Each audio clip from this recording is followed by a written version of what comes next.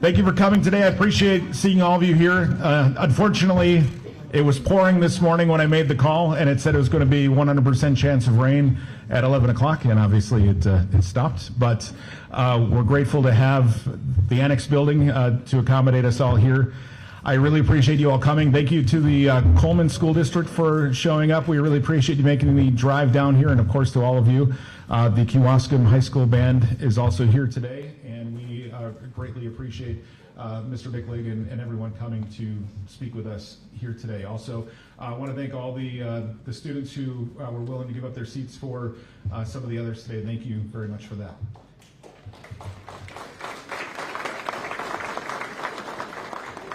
My name is Fuzz Martin. I'm the president of the board of directors for Kewaskum Remembers 9/11 Inc., which is the nonprofit that is responsible for running the Wisconsin 9/11 Memorial and Education Center. We are an all-volunteer organization.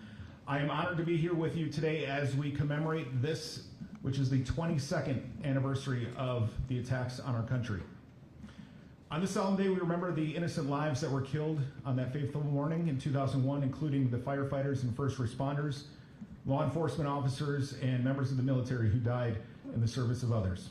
Their selfless acts of heroism and volunteerism must never be forgotten. When the call came across the radios on that day, thousands of EMS personnel instantly sprung into action. Some were just getting ready for their shift, some were coming off the night shift, yet all responded without hesitation. Their bravery and skill saved countless lives as they cared for and transported more than 6,000 civilians and emergency workers to local hospitals. EMS crews came through from across the region and throughout the country to assist in recovery efforts. And for weeks, they worked tirelessly to sift through the rubble to help find survivors and bring closure to families. Skilled workers traveled to New York City to assist in the rescue and recovery, and all told, more than 16,000 people came together to assist in the search and rescue efforts, recovery, and cleanup of Ground Zero, the Pentagon, and the field in Shanksville, Pennsylvania. In the aftermath of September 11th, people came together to assist in the our nation saw an incredible outpouring of volunteerism and charity. People donated food, blood, money, and supplies. And that same spirit of volunteerism is vital to keeping our communities safe now here in 2023, whether it's volunteering as a firefighter or an EMT, joining the military, or simple things like donating to food banks and any active service for the common good. We each have the power to make a positive impact on our community and our nation.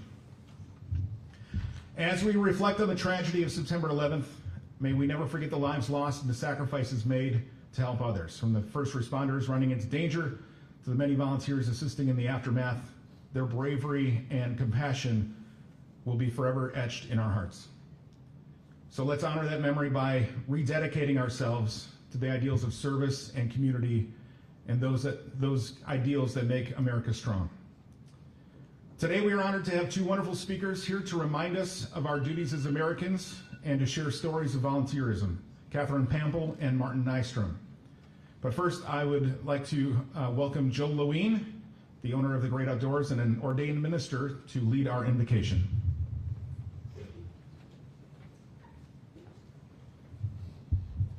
Hello, thank you for coming. On September 11th, 2001, one of the greatest modern tragedies happened to our great nation. I woke up at my apartment in college and I walked downstairs to see my roommates watching television. I looked and said, "What movie are you guys watching?" Then I looked at the awe on their faces, and I read the bottom of the screen. One of our towers had been hit. This day marks the day when the might of our nation was tested, and in response, we as a united nation came together. This is a day that we as people must remember the sacrifices that were made by the first responders to save as many people as they could. Today is a day we remember the innocent lives that were so needlessly lost in the attack on our great nation. Today is a day to remember there are still families that deal with the pain of this tragedy. This beautiful monument that we have here is a symbol to all of this. Please take a moment to think, remember, and never forget what this day represents to you. Holy Father God, your kindness and mercy are ever abundant. I am truly grateful for the miracles you have produced in my life. Father, this day was dark in history. Many innocent people lost their lives. Many heroes showed us their bravery and selflessness. On this day, I pray that we will never forget what happened and that we will live our lives accordingly. Bless all the victims of this tragedy of September 11th. Grant those who survived healing and comfort as they deal with the lasting effects of this tragedy. Speak peace to the minds and hearts. Help us remember them and be patient with them. Show me kindness I can offer them. Help this nation feel gratitude for the freedoms and safeties we enjoy. Please help us remember that it is not so long ago that people sought to take this away. Help us remember to express our thanks for the right to live freely. Bless this nation that we remember the heroes of that day. Help us honor those who bravely jumped in, risking their own lives. I am so grateful for their willingness to serve. Help me know what I can do to honor their readiness. I offer this prayer in Jesus' name. Amen.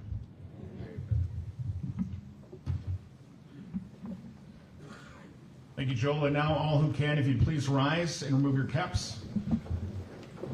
The Legion will present our flag.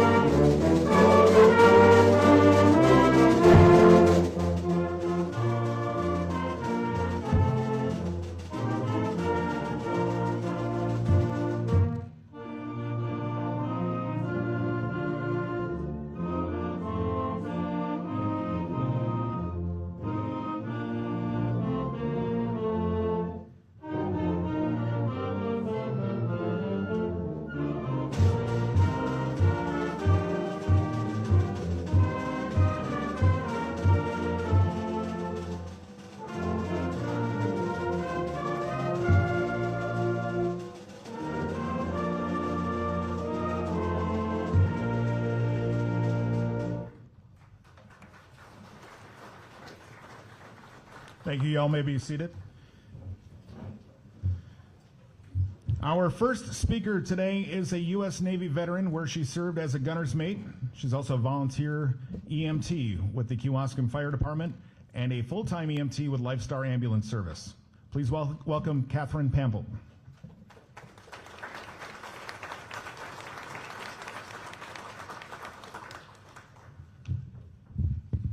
Thank you, Fuzz.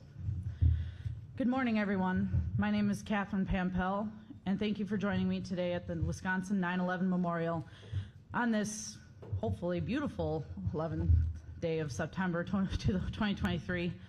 This day, 22 years ago, the world was under attack when the malicious acts of terrorists took lives of 2,977 people, including a Kewaskum native, Andrea Haberman. Among those, 343 firefighters, 8 EMS providers, 23 police officers, and 37 Port Authority police officers did not live to tell their tale of heroism when they answered the call for help. Today, I will be discussing with you what it takes to be a volunteer, the decline in volunteering in the United States, more specifically how this decline affects those who are volunteering amongst our 178 volunteer fire departments here in Wisconsin's small communities, and how you can help change this decline of volunteering in our community. A little bit about myself. I was born and raised here in Kewaskum on a dairy farm where hard work and helping the community was instilled in me at a young age. I volunteered at many food stands for various sport games, brought fries, cleaning up highways, and planting trees and plants around the community, including a tree that was planted for Andrea Haberman out front of where the old middle school was. I was a police explorer of the city of West Bend, where there were many opportunities to volunteer my time, such as dressing up as McGruff at the Shop for Cop, food pantry drives, parking attendant at many city functions and parades. As part of Holy Trinity Church here in Kewaskum, I was amongst many other high schoolers of the Kewaskum area volunteering a week down in Rockford, Illinois, where we were joined by many other church groups around the country. We had the choice to clean up and rehab homes, work in a food kitchen, or help daycares around the city who were short-staffed. I chose to help elderly and disabled in need for help with their homes. When I graduated here in Kewaskum from high school in 2008, I volunteered to serve my country in the United States Navy. In those 5 years, I volunteered my time whenever possible. When overseas, I assisted in the rebuilding of schools and cleaning up parks in various other countries so kids had safe and clean place to play and go to school. While stationed stateside, I volunteered by helping clean up streets and parks in the Norfolk, Virginia area. When I was discharged from the United States Navy, I went to college at WCTC in Waukesha County for criminal justice. While attending college, I and 2 other veteran advisors volunteered our time in creating and establishing the Veteran Service Center. Today, I am an active American Legion member where we volunteer our time in fundraising, attending funerals where military honors are presented, and volunteer our time throughout the community. My wife and I currently work as full-time EMTs with Lifestar EMS here in West Bend, and both volunteer as EMTs with Kewaskum Fire Department. In the last 2 decades, America has seen a 7% decline in the percentage of Americans actively volunteering. The state of Wisconsin this year showed volunteer participation fell 12.6% in the state, from 37.5% to 24.9%. Some of the reasons for the decline in volunteering are the need to focus on their families first. Businesses are short-staffed, forcing the workers to work extra hours. In turn, the time that they had allotted for volunteering is no longer an option. And people are tired and don't have the energy for volunteering when they get home. With that being said, the decline in volunteering has put a huge strain on the 178 volunteer fire and EMS departments and personnel. The need of volunteers to join and serve their country or their community is dire. Most fire departments require no training of individuals and provide opportunities for training paid for by the department to boost interest in the volunteering for the department. Wisconsin law requires there must be fire and EMS coverage in all communities, including unincorporated towns. As we all know, Wisconsin is made up of a lot of smaller communities and unincorporated towns where there are volunteer fire and EMS established, but for those who do not have established fire and EMS, the closest surrounding established communities cover those towns. For example, Kewaskum Fire Department responds to calls as far as north as town of Auburn in Fond du Lac County, as far east as Boltonville, and as far west as Colesville, along with covering the calls in the town and village of Kewaskum. This is a large area of responsibility to cover. In 2021, the Kewaskum Fire Department responded to over 600 calls, of which 85 were fire motor vehicle accident calls and 534 were ambulance calls. In 2022, there were 539 ambulance calls and 86 fire and motor vehicle accident calls.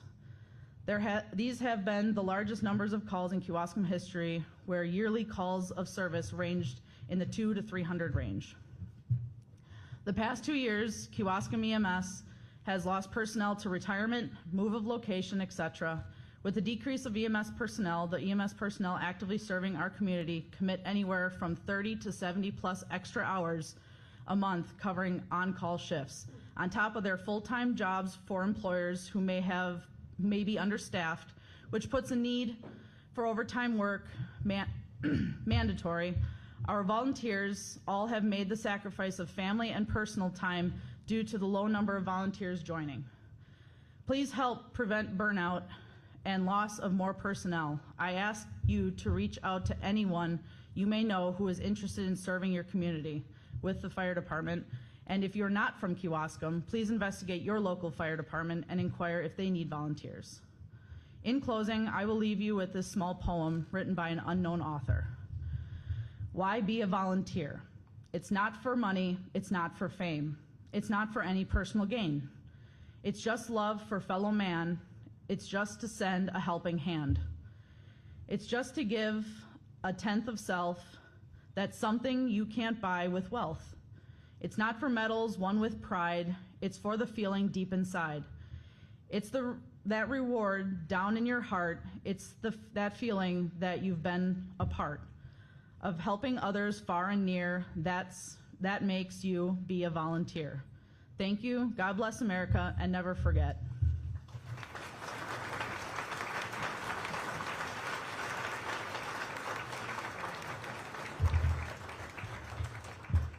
And now to introduce our keynote speaker is Julie Haberman-Osmus.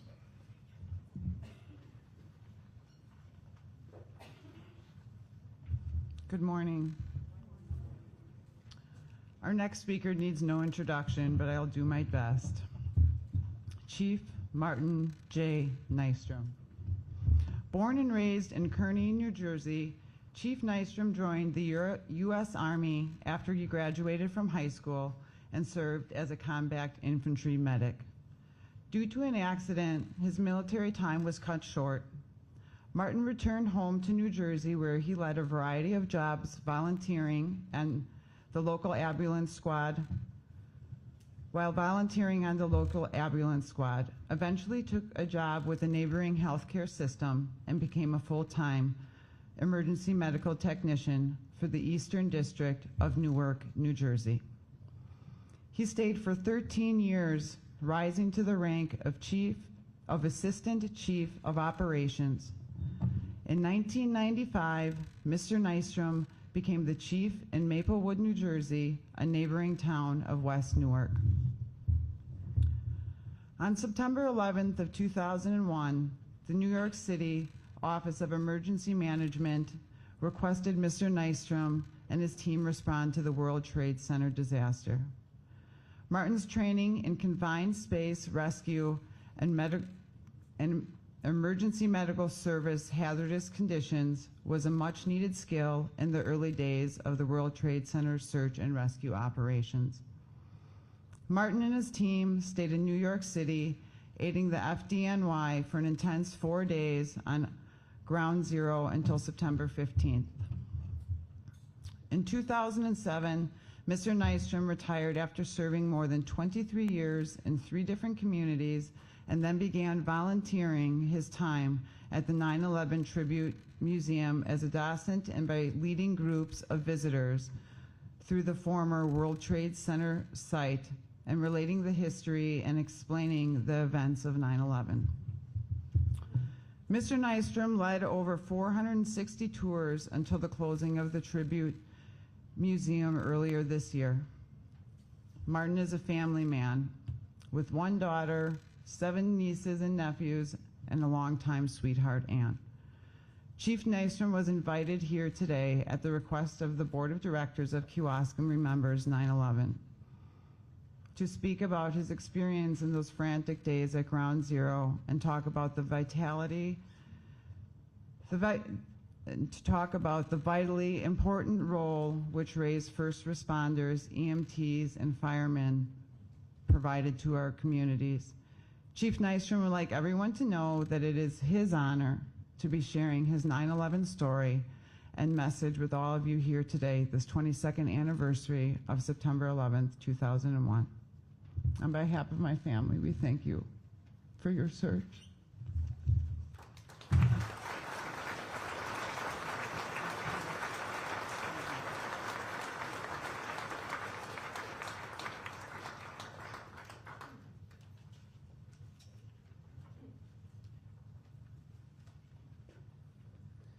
If y'all don't mind, I'm going to get rid of that.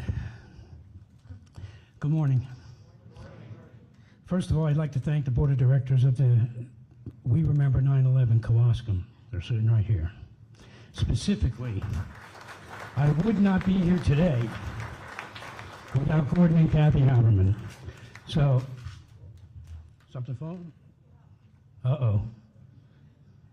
That's just a speaker. We'll just ignore that. We'll just ignore the guy. He's going to come and fix it. Just let's not pay attention to him. And we have to roll with things. As a first responder, you have to roll with things. When things happen, you go, okay, let's just keep going. Okay, let's get down to business, please. You know what? Okay. And it might help just a little bit. Excuse me. Sometimes I feel, so I'm a big history buff, and sometimes I can feel the pain George Washington felt as a leader, because my eyes and my ears have failed me after 23 years of service. Really, they really have. Okay. That's right. Back to business. I'd like to start this morning by talking about the response to the World Trade Center. It was unprecedented. To give you an idea of the amount of ambulances that showed up in the first 18 hours of the World Trade Center disaster, Chelsea Piers is located at right around 34th, 36th Street in Lower Manhattan on the West Side Highway. And the George Washington Bridge lines up at 189th Street. Just to give you an idea of the length, we're talking city blocks here, folks. We're not talking meteor blocks. You would have had a line of ambulances, and you did have a line of ambulances on the West Side Highway 10.2 miles long, waiting to come in to do good at the World Trade Center site. Unfortunately, a lot of those ambulances were turned away, and many of those ambulances were turned away. It wasn't just police, firemen, and first responders that showed up on 9/11. Ordinary people showed up with bulldozers, cranes, triaxle trucks to get the debris out of the way. Just ordinary people trying to do the right thing. Little did they know what would happen if they were on the pile too long. Volunteers of every kind came to aid us while we were there at the World Trade Center site. What do I mean by that? I mean Salvation Army people, the Red Cross, and I mean from all over the country. I even met a couple of Wisconsinians at 9/11. I don't remember their names, but they were serving food with the Salvation Army. I actually got to serve for a short period of time with a group of people from the Chicago Fire Department. So there were people from all walks of life and from all over the country serving at Ground Zero. Okay. The second night was alluded earlier with everybody pitching in on 9/11. I had to go out of the hot zone to get some equipment that wasn't necessarily left behind, but we didn't want to bring it all in at the same time.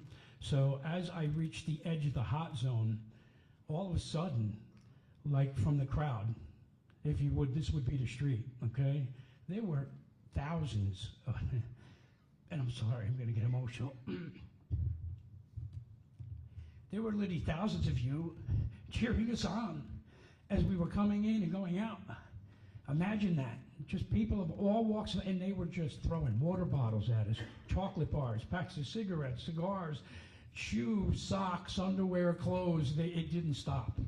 It didn't. I know. We couldn't believe it either. How do you cheer for a bunch of guys that are going in to the depths of what they went into? But yet there you were, and I can't thank you enough for that. That just, that makes it worthwhile sometimes. Let me get on to page 3 here before I get carried away. All right, let me see what I did here. No, where's there? It is, okay. Yeah, the response, again, was so overwhelming with the amount of equipment and the amount of people that showed up. We actually had to stop everything the night of 9/11, the first night at midnight. There were so many things going on and so many people trying to do the right thing. People were getting hurt trying to do the right thing, whether it be bumping into a truck or a truck bumping into them or a crane lifting a piece of debris to try to see if there was some kind of cavern or crevice that we could crawl into to do the right thing. And people were getting hurt by that. So at midnight on the first night of 9/11, everything was shut down. Everything. And then it was decided that the next morning we would start at daylight, but you had to check in with the command center before you went back to the site. And that eliminated a lot of the chaos. It really did. Everything after that, it became organized chaos. And to try to rescue the folks that were trapped underneath the pile. Along with that, I meant to mention this and I kind of skipped over it. That 10.2 miles of ambulances were mainly from New Jersey, Connecticut, and upstate New York. I'm neglecting to tell you, because I don't know the numbers, of all of the ambulances stuck on the east side of the World Trade Center in Brooklyn, because ambulances came as far away as Long Island and the far tip of Long Island, so there had to be a couple of hundred ambulances there as well. I just wanted to touch on that base. I just wanted to touch bases on that as well this morning. Volunteerism. Well, you know, Mr. Haberman and I had a few moments yesterday to talk about this, and the young lady just spoke. I couldn't believe the numbers, and New Jersey has already experienced these numbers. What do I mean? Okay. When I first started, 1980, okay, early 1980, all right. New Jersey, okay, I want to get the numbers right here. 400, I'm sorry, we had over 200, where the heck is it? I want to get the numbers right. Okay, we had over 455, this is 30 years ago, give or take. We had over 455 squads, volunteer squads, that the town didn't have to give any money to. It was all done by fundraising and charity and all that good stuff, and they came to your house, neighbors helping neighbors. That was our call in New Jersey. You're welcome to use it here in Wisconsin. Now, I'm glad you're all sitting down, and those folks on the back, you might want to brace yourself on the wall. There's only 255. Yeah. Yeah, and it's for the same reason that this young lady just spoke about a few minutes ago, is because the family member, both parents are working now. Years ago, when we grew up, one parent was home, whether it was mom or dad, one was home. And so that other parent had an opportunity to volunteer, whether it was at the high school, or with their church, the fire department, or first aid squad. And now those opportunities are long gone, because both families have to work to keep the household. So I implore Wisconsin. The other thing I'd like to bring up too, I read an article yesterday or the day before that Mr. Haberman sent me from the Daily Badger. Did I get that correct? So what is it? The Badger Institute. I apologize. And it focused on Wisconsin's trouble with volunteer EMS. And when I read through the article, I noticed that you had to train approximately, is that right, 300 hours? Is that correct? Now, that in my personal opinion, as the former administrator and chief of a unit of over 62 men and women, that is overkill. Way overkill. Now, I don't know, do you intubate and do you give IVs? You're not allowed to do that. No, that is just, that is now in New Jersey, what I just asked about, the intubation and the IV use, that would be called an EMT paramedic. I am not an EMT paramedic. But when I was in the service, I was allowed to do those things automatically. Okay, we're not allowed to do that in the civilian world. So to train 300 hours is just, in my opinion, it is overkill, because what we do in New Jersey is 80 to 110. 80 hours, your basic. The 110 includes defibrillation and a couple of trauma classes, if I'm not mistaken. I don't teach anymore. I used to teach. I taught for 2 years. But Wisconsin, I implore you to go to your legislatures, go to your Senate, go to whoever you have to go to, and get that number knocked down to at least 150. I mean, at least for now. Start at halfway and see where it goes. We in New Jersey run a 12th grade reading level class. In other words, when you take the EMT class in New Jersey, it is the senior grade level class. We won't go any lower than that. You have to be, proficient enough as a senior to read and understand the literature that is presented to you. And if you fail out, I believe it's the second module now. It used to be the first, but now if you fail out the second module of the class, you're out. So I implore Wisconians, I don't know how to say that. I apologize. Please don't shoot me on the way out, or hit me with a cow or anything like that. There you go. But again, yeah, I implore the Wisconsin Senate and legislature and anybody involved in emergency medical services here in Wisconsin to lower that training number to half at least, just to get started. And that will help you retain volunteers as well, because what you folks don't know is we have to get recertified every 3 years. And for New Jersey, I don't know what it is, I'm sure this young lady in Wisconsin will back me up. We need 48 CEUs. So we get 24 core and then 24 elective. What does that mean? It means that there are 24 core classes that I must take. And then the other 12 credits I can confined space rescue for 4 credits, hazardous materials for 4, you get the idea. So that's what we do in New Jersey, and if that's not something you do in Wisconsin here, maybe that's something you want to look at too. Maybe that's something you look at too. Now, I don't want to take too much more time. I just want to go over my notes one more time to make sure I didn't miss anything.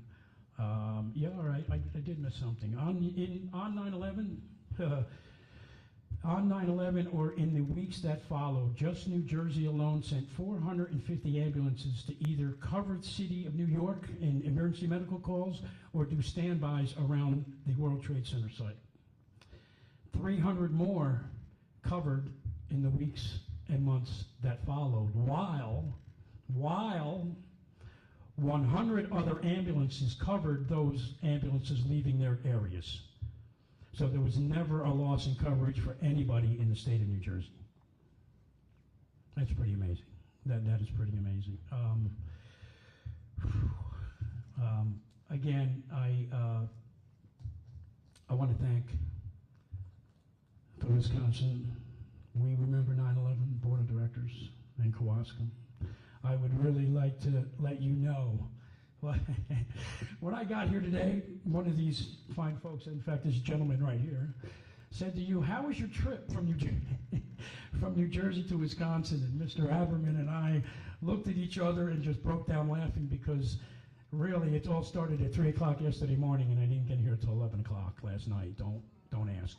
But they canceled flights and we had to do a little juggling, and without the Haberman family, I would not be here today. And I want to recognize that aside from the Wisconsin Board of Directors.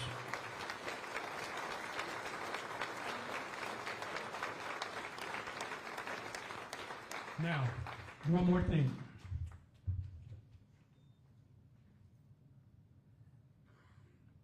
I have something for you. We do not give these away in New Jersey. I would like to thank all of you for your patience and time today and listening to my story and the things that I brought to your attention. And for you, I say,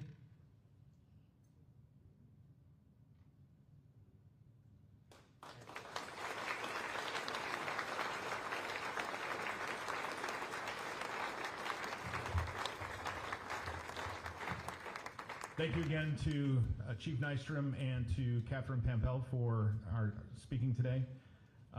Also want to thank Gordon, Kathy, Julie Haberman for doing a lot of work behind the scenes for this, and of course for helping to get Martin here when all those flights were canceled on the East Coast. Thanks to Mr. Micklig and the Kewaskum High School Band. Thank you to the Kewaskum Fire Department and EMS team, Kewaskum Police Department, and the American Legion Post 384, and to the Village of Kewaskum staff, and also thank you to all the volunteers, past and present, of the Kewaskum Remembers 9/11 Inc. Board of Directors. We greatly appreciate all of you for your dedication and for paying your respects to those killed on September 11th with us and ensuring that future generations are educated about these events. Now the Kewaskum High School Band is going to play a musical tribute, and then we will perform the military honors with the American Legion Post 384.